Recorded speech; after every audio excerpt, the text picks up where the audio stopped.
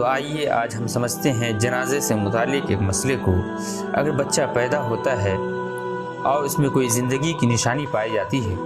اور اس کے بعد مر جاتا ہے، یا اسی طریقے سے بچہ مرا ہوا پیدا ہوتا ہے، تو اس سلسلے میں شرعی کیا حکم ہوگا؟ کیا بچے کا نام رکھا جائے گا، نماز جنازہ پڑھی جائے گی اور اسی طریقے سے غسل دیا جائے گا؟ آئیے تفصیل میں ہم سمجھتے ہیں اس دینی مسئلہ کو۔ اگر بچہ پیدا ہوتا ہے اور زندگی کی کوئی نشانی پائی جاتی ہے، مثال کے طور پر بچہ حرکت کرتا ہے یا چھینکتا ہے یا جمائی لیتا ہے یا روتا ہے اور اس کے بعد مر جاتا ہے، تو ایسے بچے کو زندے بچے کے حکم میں رکھا جائے گا، زندے انسان کے حکم میں رکھا جائے گا، اور اس پر نماز جنازہ بھی پڑھی جائے گی، غسل بھی دیا جائے گا اور نام بھی رکھا جائے گا۔ اسی طرح سے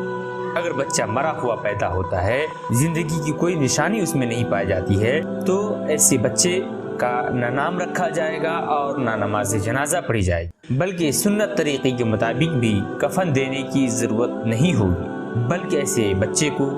غسل دے کر پاک کپڑے میں لپیٹ کر دفن کر دیا جائے گا۔ ویڈیو پسند آئی ہو تو لائک کیجیے، کمنٹس کیجیے اور سبسکرائب